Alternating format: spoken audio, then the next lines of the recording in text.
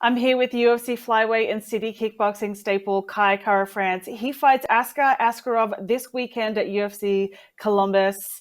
Kai, when we last spoke to you a couple months ago, you were on the beach. You were preparing to fight the biggest name of your career. Now you're heading into the biggest fight of your career. How are you feeling going into this week?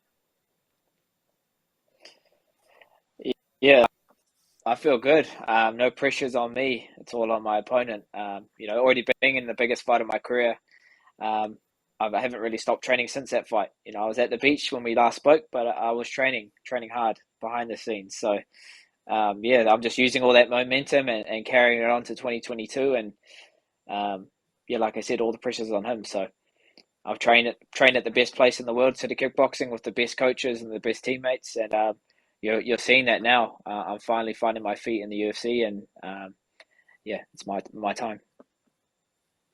You definitely are fighting your feet. And one thing that's definitely clear over your last couple of fights is you're really starting to put it together and really showcasing what you're truly capable of when you do step into that octagon.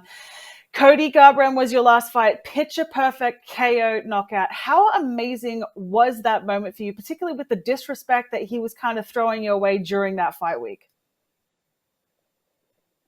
Yeah, it was very satisfying. All my life, I've been an underdog or overlooked because of my height. Always been the smallest in my high school, and um, there's a lot of fight in this dog. And that's what I bring to the cage. I channel that. If someone thinks I can't do it or underestimated me, that just fuels my fire. And when Cody was talking about mindsets and saying I've got a average mindset, that just lit a fire underneath me. So on fight night, I was just channeling all of that and using all that energy in the crowd. It's been so long since I fought in front of a packed stadium, so just fueling that fire, and then when I got in there, I felt so calm, so I felt so present and just in the moment. So something I work a lot with, in my training camps with my breathing coach and sport psychologists, as well as a head coach. It's just a combination of all these things. So biggest fight of my career, fighting a former champion, but I didn't feel any pressure. I just felt so calm and at home. And then I just picked my shots. And once I found them, just backed myself. I knew eventually would find the chin. We found it quite early and landed a nice so jab and then right uppercut and then another jab that pretty much rocked him. And then just a few more punches to finish it. But Herb Dean had seen enough. So yeah, just best feeling in the world, jumping on top of the cage. Cricket, because he was the hometown guy, and just spoiling the party. So it couldn't have gone any better.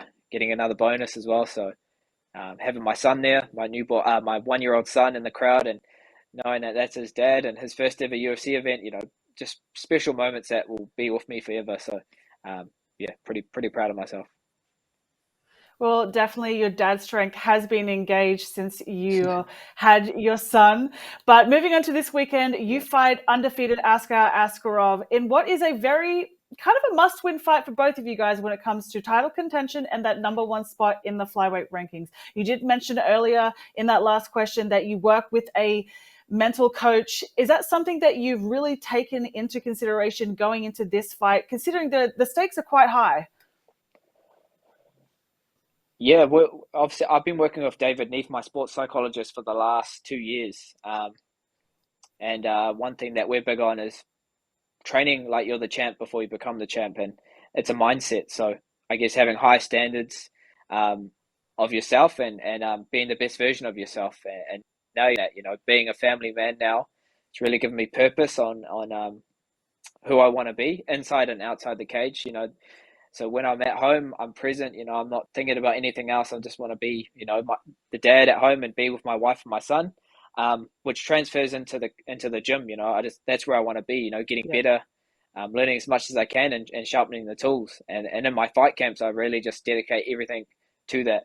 And having such a supportive family and a supportive wife that knows what I need to do. That's why I'm performing the way I am, because I'm not thinking about anything else. I'm focused and just another level now. So working with the sports psychologist David Neath, as well as the breathing coach David Wood, this guy's really integrated high level performance for city kickboxing. It's something that we've brought into our system, and you're seeing the benefits. Israel's last fight, didn't even breathe out of his mouth. He was that calm and in the moment that he was just nasal breathing. You saw that in my second to last fight when I fought Bonter, and I was in the worst position, with a black belt on my back, about to be choked out. But in my mind, it brought me back to the pool sessions we do with our breathing coach, under the water, staying calm and just regulating your nervous system and then not overthinking it. And it's all about that mental talk you have in your head saying, I can do this. There's a way out.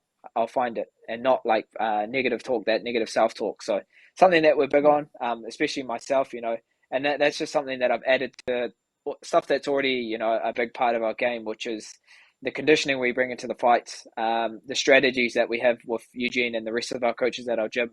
And you're just seeing all of that now. So there's not many flyweights doing what I'm doing, knocking people out.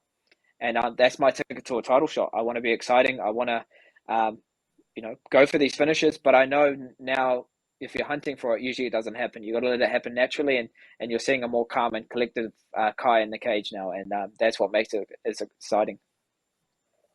Well, the results are certainly paying off. Now, when you look at Askarov, he's a big guy for the flyweight division, and he has had some issues making weight before. His last fight against Joe Benavidez, he missed the flyweight limit by a pound. Is that something you guys have taken into consideration going to this fight week? And have you and your team come up with kind of a plan if he does miss that weight again?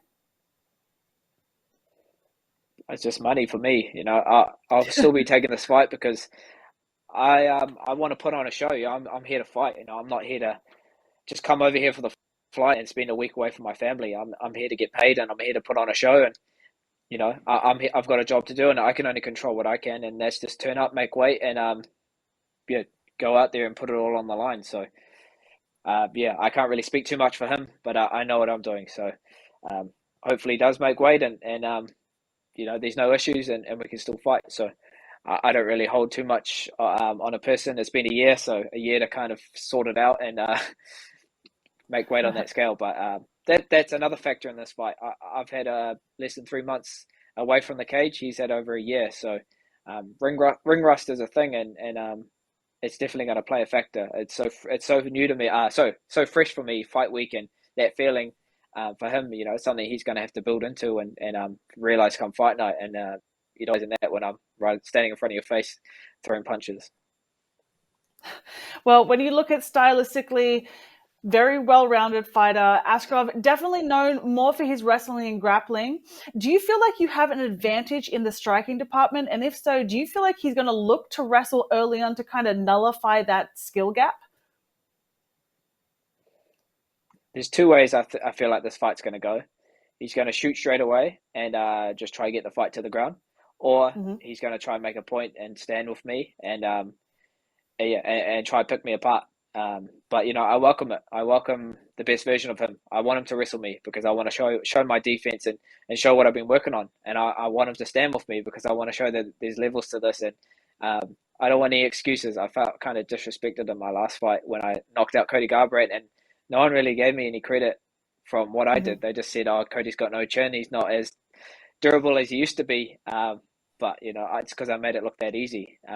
So when I fight Askarov this Saturday, when I beat him, I don't want any excuses. People say, "Oh, he's past his career," or he's just a wrestler.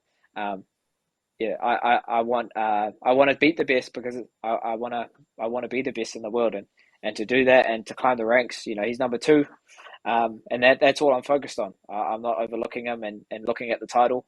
It'd be naive for me to do that, and my gym keeps me grounded and. I've got a lot of training partners that you don't know of that keep me on my toes, and that's just how good the caliber of fighters that we have at the gym. So there's so many more that will be following, the UFC road and be joining us eventually. But it's just I'm happy with the camp that we've put together, and we've got a good system there. So I support it, and I'm all there for it. So I can't wait to showcase it come Saturday.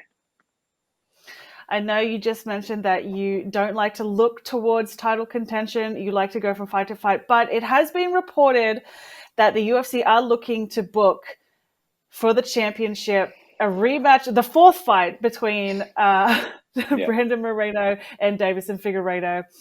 What are your thoughts on that as somebody who is at the top of the division? Do you feel like they should make that fourth fight, or do you feel like they should be putting somebody else in there instead?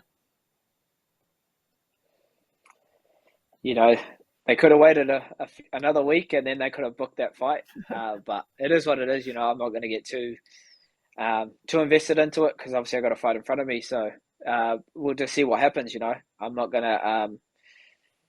You know, I enjoyed the first three fights that they had. They were close, and especially that last one could have gone either way. I had Brandon winning it, but I guess yeah, that's just how it goes sometimes. But you know, Figueroa did call me out after, so I'm in the conversation, which is a good thing.